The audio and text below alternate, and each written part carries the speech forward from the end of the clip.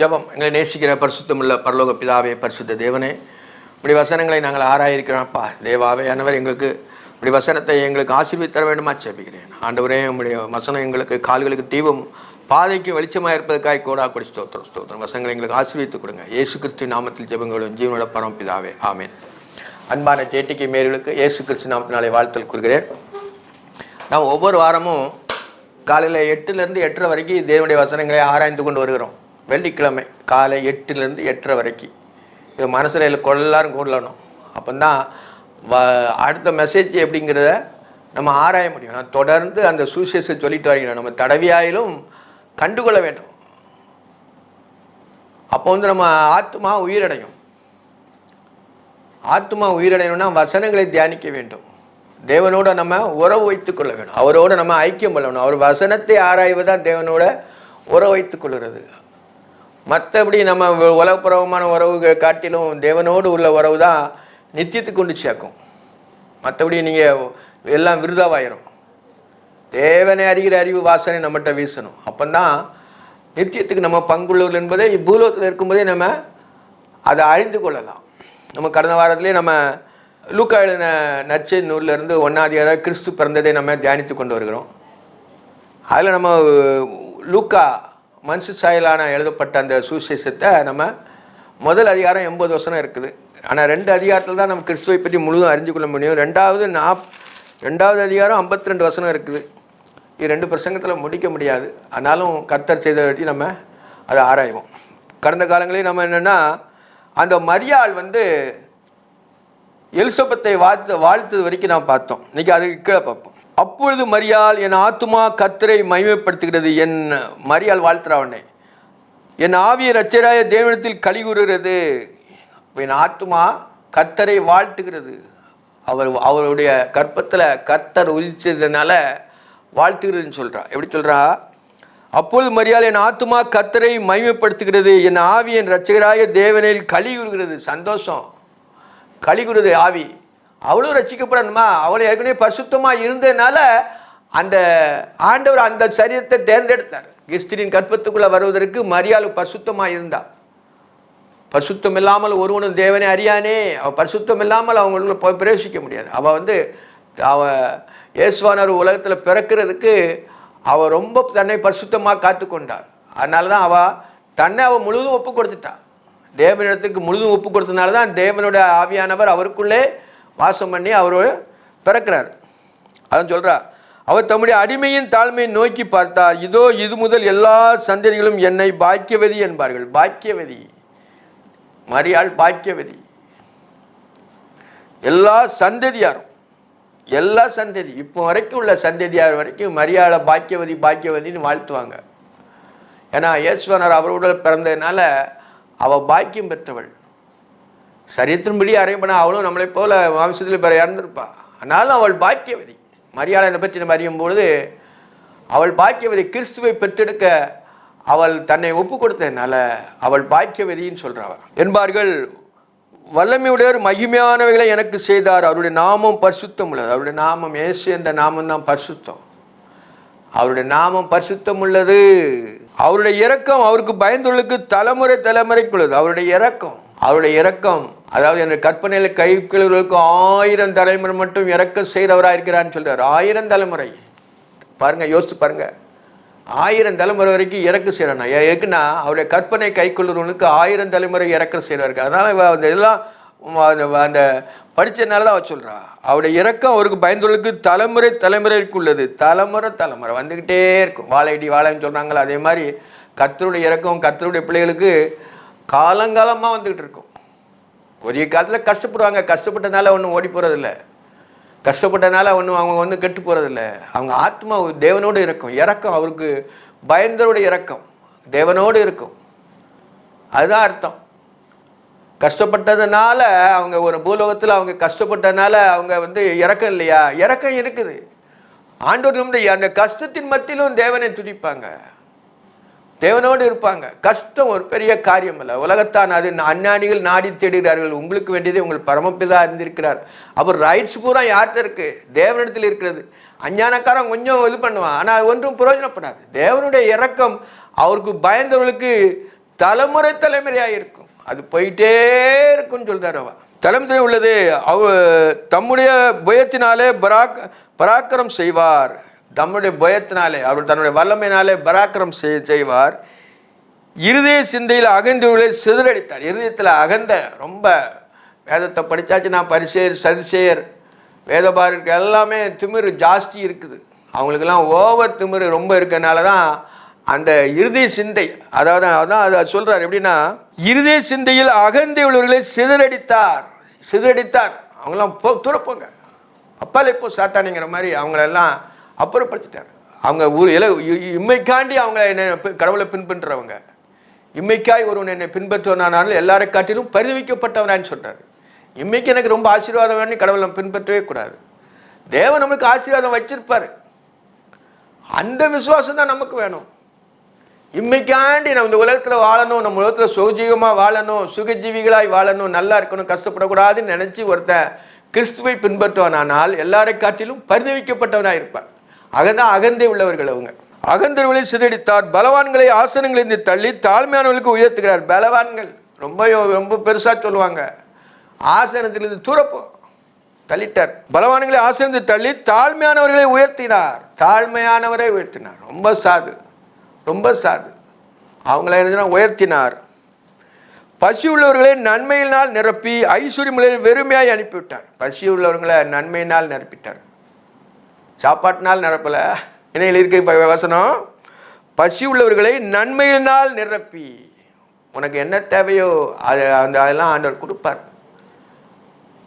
அது முக்கியம் இல்லை, முதலாவது தேவனுடைய ராஜ்யத்தை நீர்த்திடுங்க, அப்போ எல்லாம் உங்களுக்கு கொடுக்கணும்னு நம்ம வேதத்தில் நம்ம பார்க்குறோம். பசுலே நன்மையால் நிரப்பி ஐஸ்வர்யமுள்ளே வெறுமையாக அனுப்பிட்டார். ரொம்ப ஐஸ்வர்யம் இருக்குது எனக்கு, ரொம்ப இது இருக்குது, அது இருக்குது, எல்லாமே இருக்குது எனக்கு, அப்படி இருக்குது இப்படி இருக்குதுலாம் வெறுமையாக அனுப்பிட்டார். போங்கடான்னு சொல்லிட்டு வெளியில் அனுப்பிட்டார்.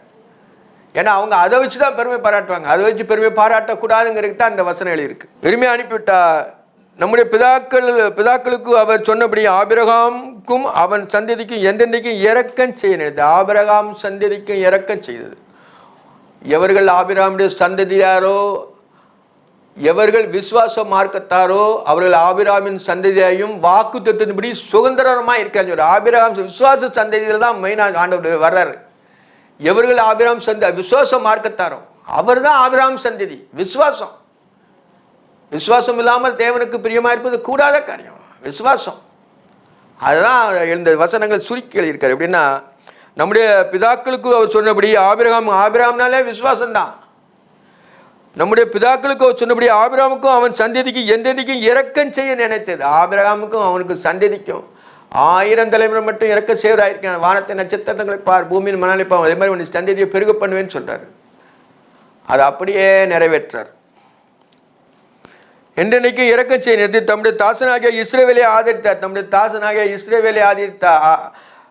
இஸ்ரவேலை ஆதரித்தார். இஸ்ரவேல் கோத்திரம், அந்த 12 கோத்திரம் இஸ்ரவேல் கோத்திரத்தை அவர் ஆதரித்தார் என்றால் அதோடு முடிச்சிட்டான். என்றால் அவளுடைய வாழ்த்தல் அப்படி இருந்தது. ஏன்னா இஸ்ரவேல் சந்ததி ஆசீர்வதிக்கப்பட்ட சந்ததி, ஆபிரகாமுடைய சந்ததி. மரியாள் ஏறக்குறைய 3 மாதம் கூட இருந்து தன் வீட்டுக்கு திரும்பி போனாள். 3 மாதம் எலிசபெத்தோடு இருந்துட்டான். அப்போ எலிசபெத்துக்கு எத்தனை மாதம்? 6வது மாதம் 9ஆம் மாதம் வந்துட்டு 10 மாதத்தில் யோவான் பிறக்கணும். 3 மாதம் மலை நாட்டில் யார் கூட இருக்கா? எலிசபெத்தோடு இருக்கிறார். அப்போ அவனுடைய யோசேப்பு அவனுக்கு நியமிக்கப்பட்டிருந்துச்சு, அதனால் அவங்க இல்லை, ஆனால் அவன் உத்தமாக இருந்தான் அப்படின்னா வேதத்தில் நம்ம பார்க்குறோம். இது மாம்சப்புறமாக ஆராய்ச்சாலும் ஆவிக்கு புறாத நிறைய அர்த்தங்கள் இருக்குது. எலிசபெத் பிரசவ காலம் நிறைவேறும் போது அவள் புத்தனை பெற்றாள். பிரசவ காலம் நிறைவேற உடனே அவளுக்கும் குழந்தை பிறந்துட்டு கர்த்தர் வந்து தம்முடைய இரக்கத்தை விளங்க பண்ணியார் என்று அவருடைய அயலத்தாரும் பந்தி ஜனங்களும் கழிப்பிட்டு அவருடைய கூட சந்தோஷப்பட்டார். எல்லாருமே சந்தோஷப்பட்டாங்க. ஏன்னா முதிர் வயதில் பிறந்த குழந்தைக்கு ரொம்ப சந்தோஷமாக இருக்கும். ஏன்னா பிள்ளை இல்லாத மலடிக்கு ஒரு குழந்தை கிடந்துச்சுன்னா ரொம்ப சந்தோஷப்படுவாங்களா. எல்லாருமே அவங்க எனஜன பந்துக்கள் எல்லாருமே சந்தோஷப்பட்டாங்க. 8ஆம் நாளிலே பிள்ளைக்கு விருத்தசேதனம் பண்ணும்படி அவளை வந்து அவனுடைய தகப்பனுடைய நாமத்தின்படி அவனுக்கு சகரியா என்று பெயரிட போனார்கள். சகரியா 8ஆம் நாளில் விருத்தசேதனம் சொல்லி பிள்ளைக்கு பெயரிடணும் எஸ்லேம் தேவாலயத்தில். அப்பொழுது தாய் அப்படி அல்ல, அவனுக்கு யோவான் என்று பெயரிட வேண்டும். நான் சகரியானி அவனுடைய வம்சத்தில் அப்பா பேர் விளங்குன்னு சொல்லிட்டு சகரியானி பேரோட போனாங்க. ஆனால் அவள் என்ன சொல்லிட்டா? எலிசபெத் அப்படி விடக்கூடாது. அப்பொழுது அவளுடைய தாய் அப்படி அல்ல, அதற்கு பிள்ளைக்கு யோவான் என்று பெயரிட வேண்டும் என்றால் யோவான் பெயரிடணும். அதற்கு அவர்கள், உன் உறவின் முறைப்படியே இந்த பேருள்ள ஒருவனும் இல்லையே என்று சொல்லி அவன் தகப்பன் இதுக்கு பெயரிட மனதாயிருக்கிறேன் என்று கை செய்யினால் கேட்டார்கள். தகப்பன்ட்ட கேட்காங்க, இவளுக்கு இந்த பேர் விடணுமான்னு கேட்கும் பொழுது தகப்பன்ட்ட கேட்காங்க. ஏன்னா இந்த பேர் உறவின்படி இல்லையே அப்படின்னு சொல்லும்போது தகப்பன்ட்ட கேட்குறாங்க. அவன் எழுந்து பலகையை கேட்டு வாங்கி அவன் ஒரு போர்டு கேட்குறான். ஒரு போர்டை தாங்க, அவனை பேச முடியாது, என்ன பேருன்னு சொல்ல முடியாது அவனால். அதனால ஏதோ ஒரு போர்டு கேட்குறாங்க, ஒரு போர்டு கழுவி கேட்குறாங்க. எப்படின்னா, அவன் எழுந்து பலகையை கேட்டு வாங்கி அவன் பேர் யோவான் என்று எழுதினான். எல்லாரும் ஆச்சரியப்பட்டார்கள். அவன் பேர் யோவான் எழுதிட்டான். அப்போ அவளுக்கு தெரியுமா, அவன் பேசினாதான் யோவான்னு தெரியும். ஆனாலும் தூதன் சொல்லிட்டான். யார்கிட்டா? இவ எலிசபெத்திட்ட இது சொல்லும் பொழுது யோவான்னு சொல்லிட்டா. அப்போ இவன் அந்த பேர் இவங்ககிட்ட விளங்கிக்கிடலை. ஆனாலும் சிலேட்டில் எழுதும்பொழுது இவன் யோவான் விடும்போது எல்லாரும் ஆச்சரியப்பட்டாங்க. என்னப்பா இவன் கரெக்டாக 2 பேரும் உன்போல சொல்கிறாங்களே பேரை, இவனுக்கு வாய் திறக்க முடியாதவன் பேர் எழுதி காட்டுறானே சொல்கிறாங்க. உடனே அவன் வாய் திறக்கப்பட்டது. எல்லாரும் ஆச்சரியப்பட்டார்கள்.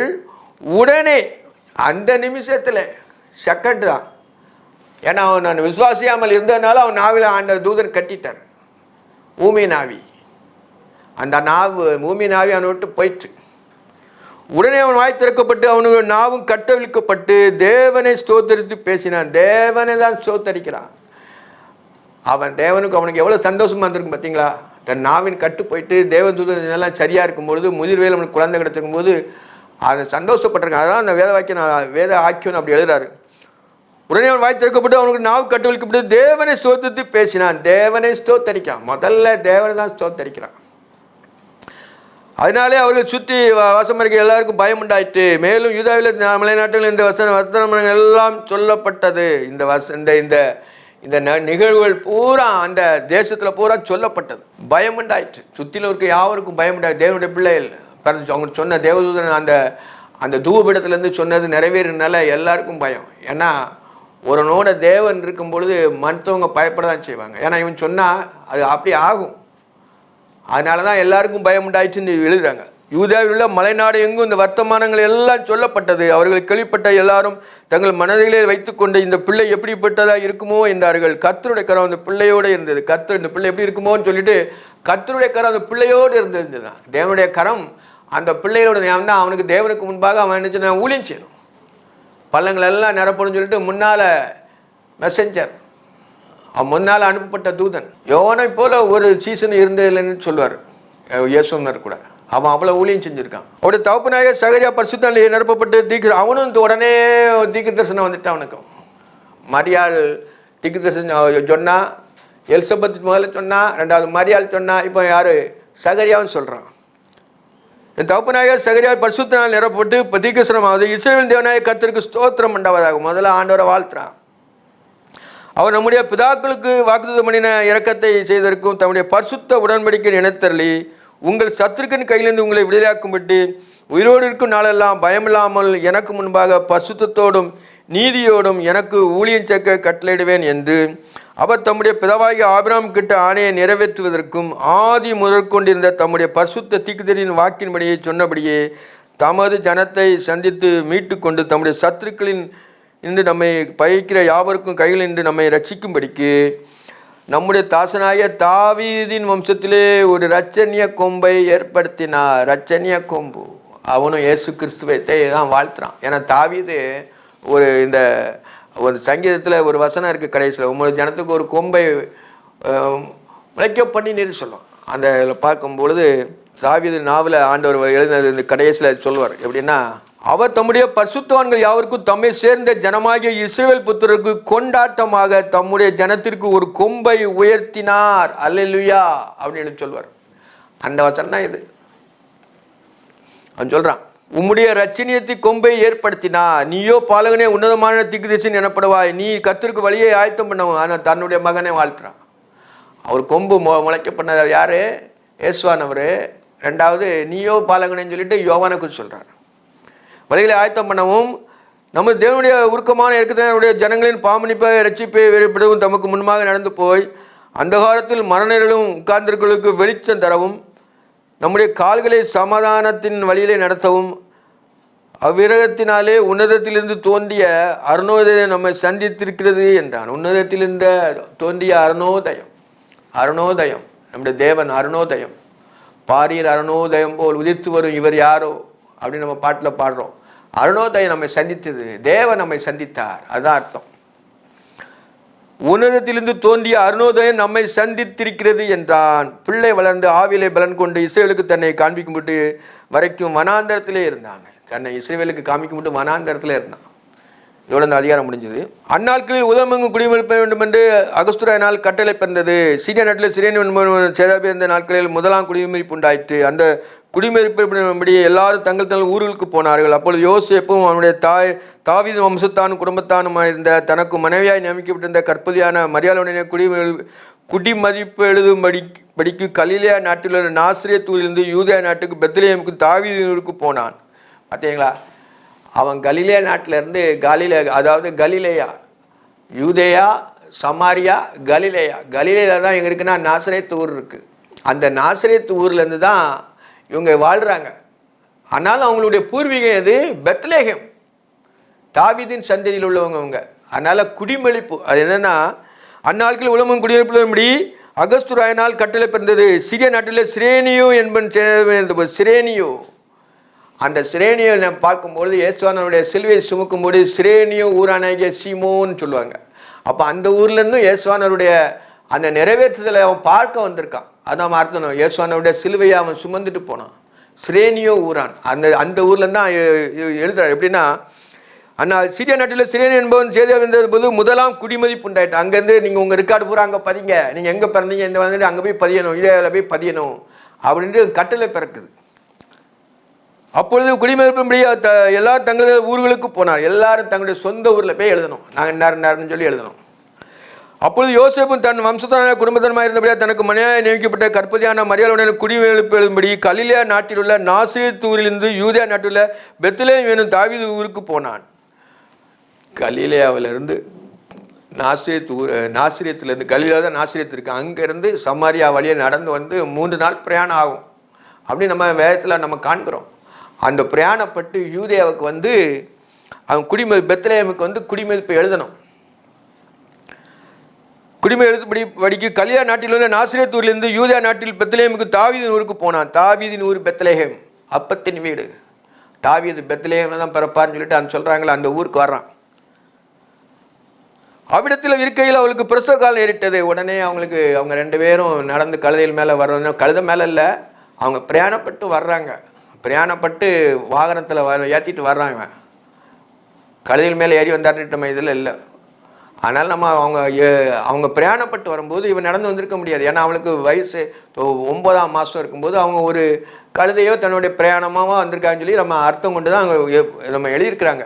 நம்ம வசனத்தின்படி அது இல்லை, ஆனாலும் நம்ம அதை அறிஞ்சிக்கிடணும். அது வசனத்துக்குள் உள்ள வசனம். அவ்விடத்தில் அவர்கள் இருக்கையில் அவளுக்கு பிரசவ காலம் நேரிட்டது. அவ்விடத்தில் அவள் இருக்கையில், அவங்க பிரயாணப்பட்டு வரும்போது அவளுக்கு பிரசவ காலம் நேரிட்டது. அவள் தன் முதல் பேரான பெற்று சத்திரத்திலே அவருக்கு இடமில்லாதபடியால் பிள்ளையை துணிகளை சுற்றி முன்னிலையிலே கடத்தினாள். சிம்பிளாக முடிச்சாச்சு. சிம்பிளாக ஏசோனார் பிறந்துட்டார். அவங்களுக்கு சத்திரத்தில் இடம் இல்லை. உடனே தான் அவங்க என்ன சொன்னா, எப்படி எழுதுறாருன்னா, அவ்விடத்தில் அவள் இருக்கையில் அவளுக்கு பிரசவ காலம் நேரிட்டது. அவள் தன் முதற்பேரான குமாரனை பெற்று சத்திரத்திலே அவளுக்கு இடமில்லாது இருந்தபடினால் பிள்ளையை துணிகளில் சுற்றி முன்னிலையிலே கடத்தினாள். அந்த முன்னணியில் மாட்டு கொட்டில் கடத்தினார். அந்த முன்னணியில் வந்து கடத்தினாள். அப்பொழுது அந்த நாட்டில் உள்ள மேய்ப்பர்கள் வயல்வெளியில் தங்கி ராத்திரியிலே தங்கள் மந்தையை காத்து கொண்டிருந்தார்கள். பக்கத்தில் மேய்ப்பர்கள் வயல்வெளியில் காத்து ஆட்டு மந்தையை அங்கே காய்ச்சிக்கிட்டு இது பண்ணிட்டு இருக்காங்க. முதலே வந்து ஆண்டவர் ஏழ்மையில் தான் வெளிப்படுறாரு. அதான் நம்ம அறியணும். ஆண்டவர் வந்து தன்னை ரொம்ப இது பண்ணலை, அவர் ஏழ்மையின் கோலம் எடுத்து வந்தார். அதனால தான் இந்த இதெல்லாம் எழுதியிருக்காரு. அவர் மாட்டுக்கொட்டில் ஏழையிலும் ஏழை, கந்தை துணியில் பொய்ந்தார நம்ம பாட்டு படிக்கிறோம். அதனால் என்னென்னா அவர் ஏழ்மையிலும் ஏழ்மையாக வந்தார், காத்து கொண்டிருந்தார். அவ்வேளையிலே கர்த்தருடைய தூதன் அவ்விடத்தில் வந்து நின்றான். அவங்க மேய்ப்பர் எல்லாம் தன்னை வயல்வெளியில் தன் ஆடுகளுக்கு மந்தையை பண்ணிட்டு இருக்கும்போது கர்த்தருடைய தூதன் யார்கிட்ட போகிறான்? முதல்ல மேய்ப்பர்கிட்ட தான் போகிறான். கர்த்தர் என் மேய்ப்பராக இருக்கிறார், நான் தாழ்ச்சி அடையேன். அவர் வந்து மேய்ப்பர், அந்த மேய்க்கர் எல்லாத்தையும் வழி நடத்துகிறவர். அதனால தான் அவர் என்ன மேய்ப்பர்கள்ட்ட போகிறான். அந்த சிஷ்டாந்தத்தில் தான் அதை நம்ம புரிஞ்சுக்கணும். மேய்ப்பர்கள்ட்ட தான் முதல்ல தூதன் போய் சொல்கிறான். அவளே கர்த்தருடைய தூதன் அவனிடத்தில் வந்து நின்றான். கர்த்தருடைய தூதன் டக்குன்னு வந்து நின்றான். ஒரே ஆள் தான் அவன் எழுதியிருக்கு, தூதன் ஒருவன் தான். கர்த்தருடைய மையம் அவனை சுற்றிலும் பிரகாசித்தது. கர்த்தருடைய மகிமை அவனை சுற்றிலும் பிரகாசித்தது. பார்த்தீங்களா, தூதன் வந்து நிற்கிறான், மகிமை சுற்றிலும் பிரகாசித்தது. கர்த்தருடைய மகிமை, கர்த்தரை ஒருவனும் கண்டதில்லை. இயேசு என்ற மூலமாக தான் நம்ம கர்த்தரை காண முடியும். அதனால மகிமை வெளிச்சம் அவ்வளோ பிரைட்டாக அந்த தூதனை சுற்றி நிற்குது, கர்த்தருடைய மகிமை நிற்குது. மிகவும் கர்த்தருடைய தூதன் வந்து நின்றான். கர்த்தருடைய மகிமை அவளை சுற்றிலும் பிரகாசித்தது. லைட்டு அந்த மலையில் போகும்பொழுது இயேசுவானவரும் பேதுரும் யோவான் யாக்கோவும் இருக்கும்போது அந்த அந்த மகிமை தான் அங்கே வந்திருக்கு. மிகவும் சந்தோஷத்தை நச்செய்தியை உங்களுக்கு அறிவிக்கிறேன். தேவதூதன் அவர்கள் நோக்கி பயப்படாதீர்கள். பயப்படாதீங்கப்பா, ரைட்டாக சொல்கிறான், பயப்படாதுங்க. இதான் நம்ம வேதத்தில் முக்கியமான தேவன் நம்ம இடத்துல எவ்வளோ அன்பு கூறாருங்கிறது இந்த அதிகாரத்தில் நம்ம பார்க்குறோம். மிகுந்த சந்தோஷம் உண்டாய். தேவதூதன் அவர்கள் நோக்கி பயப்படாதீர்கள், இதோ எல்லா ஜனத்துக்கும் மிகுந்த சந்தோஷத்தை உண்டாக்கும் நற்செய்தியை உங்களுக்கு அறிவிக்கிறேன். எல்லா ஜனத்துக்கும், ஒரு குரூப் மட்டும் கிடையாது, இஸ்ரவேல் சந்ததிக்கு மட்டும் கிடையாது, கர்த்தருக்கு பயந்தவர்களுக்கு மேலே அவர் இரக்கம் உள்ளவங்களுக்கு எல்லாருக்கும். அதான் தூதன் சொல்லிட்டான். எப்படின்னா, தேவதூதன் நோக்கி பயப்படாங்க, இதோ எல்லா ஜனத்துக்கும் மிகுந்த சந்தோஷத்தை உண்டாக்கும் நற்செய்தியை உங்களுக்கு அறிவிக்கிறேன். ரொம்ப சந்தோஷம், அதுக்கு மேலே சந்தோஷமே கிடையாது உலகத்தில். அதான் மிகுந்தன்னு எழுதியிருக்கு. மிகுந்த சந்தோஷத்தை உண்டாக்கும் நற்செய்தியை உங்களுக்கு அறிவிக்கிறேன். இன்று கர்த்தராய் கிறிஸ்து என்னும் இரட்சகர் உங்களுக்கு தாவீதின் ஊரிலே பிறந்திருக்கிறார். இன்றைக்கு தாவீதின் ஊரில் பிறந்திருக்கிறார். அவர் ஸ்திரீயின் கற்பத்தில் வந்து வெளியே வந்துட்டார். அவர் மாமிசமாய் வெளியே வந்ததுனால அவன் திஷ்டாந்து அவருக்கு கிளியராக சொல்கிறான். தூதனுக்கு எல்லாம் தெரியுமா? தூதனுக்கு எல்லாமே தெரியும். மரியாள் கற்பம் தெரிஞ்சு பிறக்க எல்லாமே தெரியும். அதனால தான் அவன் அப்படி சொல்கிறான். இன்று கர்த்தராய கிறிஸ்து என்ற இரட்சகர் உங்களுக்கு தாவீதின் ஊரில் பிறந்திருக்கிறார். பிள்ளையை துணிகளை சுற்றி முன்னணியிலே கிடத்திருக்க காண்பீர்கள். அடையாளத்தையும் சொல்லிட்டான். பிள்ளையை சுற்றி முன்னணியில் கிடத்திருப்பான்னு சொல்லி மேய்ப்பர்கிட்ட தன்னுடைய ரைட்ஸ் சொல்லிட்டான். கொஞ்சம் சொன்னால் போதும், இந்த உடனே எல்லாமே இந்த காலத்தில் இப்போ கிடைக்கிற மாதிரி உடனே அதெல்லாம் தெரிஞ்சிடும். இன்று கர்த்தராய கிறிஸ்து என்ற இரட்சகர் உங்களுக்கு தாவீதின் ஊரிலே பிறந்திருக்கார். பெத்லெகேம் தாவீதின் ஊர் பிறந்திருக்கிறார். பிள்ளை துணிகளை சுற்றி முன்னிலை கடத்திருக்க காண்பீர்கள். இதுவே உங்களுக்கு அடையாளம் என்றார். பிள்ளையை சுற்றி முன்னணியிலே கடத்திருப்பான், இதுதான் உங்களுக்கு அடையாளம். இதை மட்டும் நீங்கள் ரைட் பண்ணி போங்கன்னாரு. அச்சனமே பரமச்சேனையின் திரள் தூதனுடனே தோன்றி உன்னதத்தில் இருக்க தேவனுக்கு மகிமையும் பூமியிலே சமாதானமும் மனுஷர் மேல் பிரியமும் உண்டாவதாக என்று சொல்லி தேவனை துதித்தார்கள். தூதன் உடனே வாழ்த்துறான். எப்படி வாழ்த்துறான்? உன்னதத்தில் தேவனுக்கு மகிமை, தேவனுக்கு உன்னதத்தில் இருக்கிற தேவன், பரமண்டங்களில் இருக்கிற தேவனுக்கு மகிமை அப்படிங்க தான் சொல்கிறான். உன்னதத்தில் இருக்கிற தேவனுக்கு மகிமையும் பூமியிலே சமாதானம். சமாதானம் ஓதும் இயேசு கிறிஸ்துவர் தான். அவர் சமாதானம், உங்களுக்கு சமாதானம் உண்டாவதாகன்னு சொல்லுவார். உயிர்த்தெழுந்த பொண்ணு உயிர்த்தெழுந்த பொழுது எல்லாத்துக்கும் உங்களுக்கு சமாதானம் உண்டாவதுன்னு சொல்லுவார். அதான் அவன் தூதன் அதை தான் சொல்கிறான். உன்னதத்தில் தேவனுக்கு மகிமையும் பூமியிலே சமாதானம். பூமியில சமாதானம், சந்தோஷம். மனுஷர் மேல் பிரியம் உண்டாவதாக என்று சொல்லி தேவனை துதித்தார்கள். மனுஷர் மேல் பிரியம், நம்ம மேலே பிரியமாக இருந்ததுனால தான் அவர் மாம்சத்தில் வந்து நம்ம மீட்டு கொள்கிறார். நித்தியத்துக்கு நம்ம போகணும். அந்த ஆதாம் இழந்த அந்த ராஜ்யத்தை கிறிஸ்துவின் மூலமாக நம்ம பரிசுத்துக்குள்ளே போகணும். அதான் நம்ம மேல் பிரியம் வந்த மாதிரி தான் ஆண்டவர் அவரே மாம்சத்தில் வந்து நம்மளை மீட்டு அந்த நித்தியத்துக்கு பரமராஜ்யத்துக்கு நம்ம அழைத்து செல்வதற்காக தான் அவரே மாம்சத்தில் வந்திருக்கிறார். அதனால் அவருடைய நானே வாசல்ங்கிறார். நானே மெய்யான தேவன்மா இருக்கிறேன், நித்தியச்சுவன்மா இருக்கிறேன். என் மூலமாக தான் ஒருத்தன் உள்ளே போயினா முள்ளும் புறம் மேய்ச்சலை கடைவான்னு சொல்வார். அவரே வாசல். அதனால தான் அதை சொல்கிறார் இந்த வசனத்தை. உன்னதத்தில் தேவனுக்கு மையம் பூமியில சமூகம் மனுஷன் மேல் பிரியம் உண்டாவதாக. பிரியம், உன் மேலே பிரியமாக இருக்க போய் தான் ஆண்டவர் மாம்சத்திலே வந்திருக்காரு. ஆண்டவர் மாம்சத்தில் வராட்ட நம்ம என்ன செஞ்சிருப்போம்? நம்ம எல்லாமேலே இருந்திருப்போம்.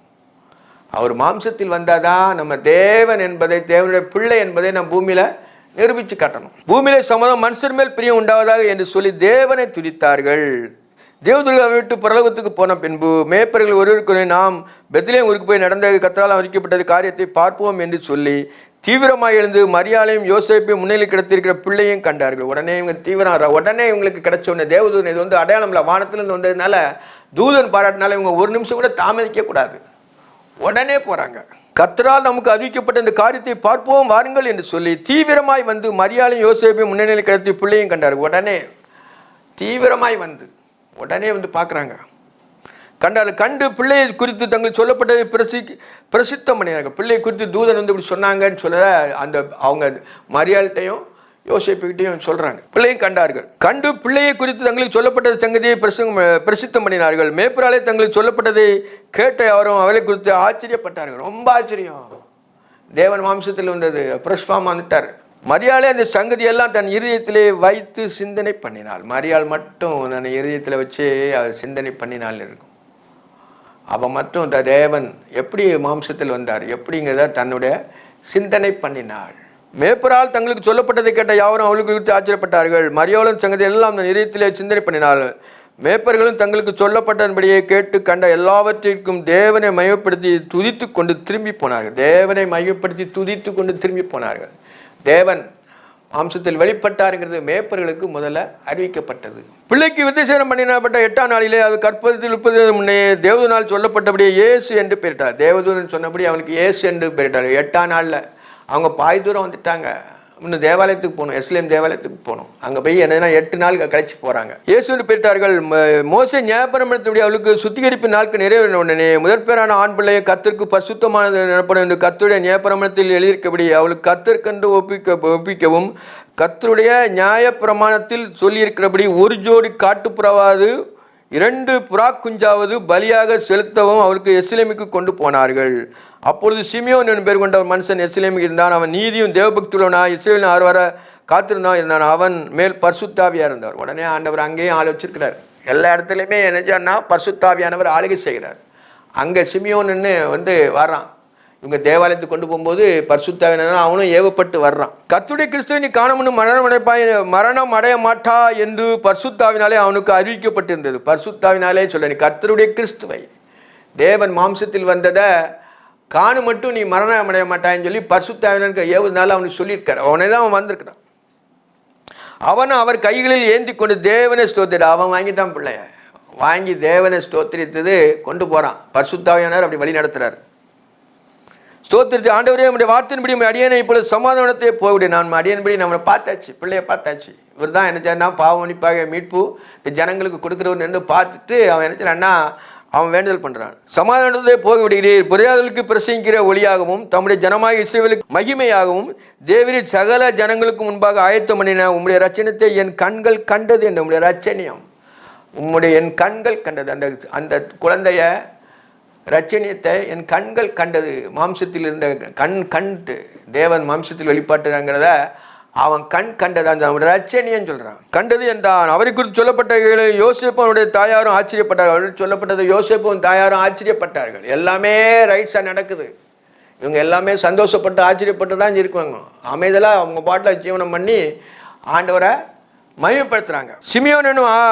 சிமியோன் அவர்களை ஆசீர்வதித்து அவருடைய தாயாக மரியாதை நோக்கி, இதோ அநேருடைய இருதயங்களை சிந்தனைகளை இஸ்ரவேலுக்கு அநேர் விழுதற்கும் எழுந்திருக்கும் விரோதமாய் பேசக்கூடிய அடையாளமாவது இவர் நியமிக்கப்பட்டிருக்கார். இவருக்கு ஆண்டவருடைய சிலுவை மரணத்தை சொல்லிட்டார். அப்பவுமே சொல்லிட்டார், இஸ்ரவேலுக்கு அநேகர் விழுதற்கும் எழுந்திருக்கும் இவர் தான் காரணமாக இருப்பாருன்னு சொல்லிட்டார். உன் ஆத்மாவை ஒரு பட்டயம் உருவிப்போம் என்றான். உன் ஆத்மாவில் ஒரு பட்டயம் உரிப்போம். இயேசுவானவர் சிலுவையில் நிறைவேற்ற போகிற காரியத்தை அதை சுருக்கமாக எழுதியிருக்காரு. இதில் ஆசிரியருடைய கோத்திரத்தாலும் பாலின் குமாரத்தை அவனுடைய என்னால் நுத்திக்கு தேசி இருந்தால் கன்னி பிரியாத்தில் விவாகம் முதல் 7 வருஷம் புருஷனுடைய வாழ்ந்திருந்தால் அவர் வயது சென்றவளாக இருந்தால் ஏறக்குறைய 84 வயதுடைய அந்த விதை தேவாலயத்தை விட்டு நீங்காமலும் இரவு போல உபவாசம் பண்ணி ஆராதனை செய்து கொண்டிருந்தால் அவ்வளோ நேரத்தில் நின்று கர்த்தரை புகழ்ந்து எருசலேமை மீட்புக்காக காத்திருந்த யாவரையும் அவரை குறித்து பேசினார்கள். கர்த்தருடைய நியாயப்பிரமாணப்படி சகலத்தை அவள் செய்து முடித்த பின்பு கல்யாண நாட்டுக்கு ஒரு ஆளை நாசிரியத்துக்கு திரும்பி போனார்கள். பார்த்தீங்களா, அந்த பானுடைய குமாரத்தி அவள் ஆசிரியர் கோத்திரத்தில் பானுவேல் குமாரத்தி அவளும் அந்த நேரத்தில் தேவாலயத்திலே ஜெபம் பண்ணி கொண்டே இருக்கிறார். நீனும் நினைச்சவரா அவரை வாழ்த்தணுங்கிறதுனால ஆண்டவர் வச்சிருக்கிறார். இதோட முடிஞ்சது. இதோட இன்னொன்று வசனங்கள் இருக்கிறது. ஆனாலும் இயேசுனுடைய பிறப்பு இது வரைக்கும் முடிஞ்சிட்டு. கர்த்தருடைய நியாயப்பிரமாணத்தின்படி சகலத்தை அவர் செய்து முடித்த பின்பு கலிலேயா நாட்டில் உள்ள தங்கள் ஊராகிய நாசரேத்துக்கு திரும்பி போனார்கள். உடனே அவங்க என்ன செய்வாங்கன்னா திரும்பி யூதாவிலிருந்து சமாரியா கலிலேயாவுக்கு நாசரேத் ஊருக்கு திரும்பி போனார்கள். இதோட அந்த இயேசுவனுடைய பிறப்பு முடிஞ்சது. அந்த யாக்கோன் எழுதி முடிச்சிட்டார். பிள்ளை வளர்ந்து ஆவிலே பலன் கொண்டு ஞானத்தில் இருந்து தேவனுடைய கிருபையும் அவர் மேல் இருந்தது. அவருடைய தாய் தகப்பன வருஷந்தோறும் பஸ்கா பண்டிகைக்கு எருசலேமுக்கு போவார்கள். திருப்பி அவங்க எருசலேமுக்கு பிறகுதான் போகிறாங்க. 12 வருஷம் கழித்து திருப்பி எருசலேமுக்கு போகிறாங்க. இதோட கிறிஸ்துவின் பிறப்பு முடிஞ்சது. கிறிஸ்து அவர் அருபி சுரபி தேவன் மாம்சத்தில் வெளிப்பட்டார். அந்த மாம்சத்தில் வெளிப்பட்ட தேவனை நம்ம எப்பொழுதுமே நம்ம துதிக்கணும். நம்முடைய சிந்தனை செயல் எல்லாம் அவருக்கு தெரியும். நம்ம அவரை எப்பொழுதும் நம்முடைய இருதயத்திலே சுமந்து கொண்டு தெரிய வேண்டும். அவர் இருதயத்திலே அவரை எப்பொழுதும் வாசம் பண்ணிருக்கு. அவர் சிங்காசனம் இருதயத்திலிருந்து அவரை வாழ்த்தும் பொழுது கர்த்தர் ஒவ்வொரு பிள்ளைகளுடைய இருதயத்திலையும் கிறிஸ்து பிறந்து வாழ்ந்து கொண்டு இருப்பார். அவர் நமக்குள்ளே இருக்கும்பொழுது நமக்கு உள்ள காரியங்கள் எல்லாம் அவருக்கு லகுவாய் தெரியும். நம்ம ரொம்ப இது பண்ண வேண்டிய தேவையில்லை. அப்பேற்பட்ட கிருபை தேவன் தமிழ் தருவாராக. ஜெபம் பண்ணுவோம். நேசிக்கிற பரிசுத்தமுள்ள பிதாவே, பரிசுத்த தேவனே, நீர் மாம்சத்துமாய் வெளிப்பட்டு ஆவியில் உண்மையுள்ளவராய் எழுப்பட்டு எங்களோடு இருப்பதற்காக நன்றியப்பா. ஸ்தோத்திரம் ஸ்தோத்திரம் ஸ்தோத்திரம். கர்த்தர் நல்லவர். அவர் கிருபை என்றும் உள்ளது. அவர் கிருபை என்றும் உள்ளது. அவர் கிருபை என்னாலும் எங்களை சூழ்ந்திருப்பதற்காக தோத்திரம் தோத்திரம் தோத்திரப்பா. குறைகள் குற்றங்களை மன்னிங்க. மாம்சத்தை எடுத்து போடுங்க. துர்க்குணத்தை நீக்கி போடுங்க. ஒவ்வொரு பிள்ளைகளுக்குள்ள ஞானத்தையும் புத்தியும் அறிவையும் விவேகத்தையும் தேவனை பற்றி அறிவை ஒவ்வொரு பிள்ளைகளுக்கும் கொடுக்க வேண்டுமாய் ஜெபிக்கிறேன் ஆண்டவரே. சுத்த இருதயத்தை தாங்க. நிலைவரமான உங்களுடைய ஆவியை எங்கள் உள்ளத்தில் ஊற்றுங்கப்பா. சோத்திரம் சோத்திரம். இயேசுவின் நாமத்தில் ஜெபங்களின் ஜீவனுள்ள பரமபிதாவே. ஆமென்.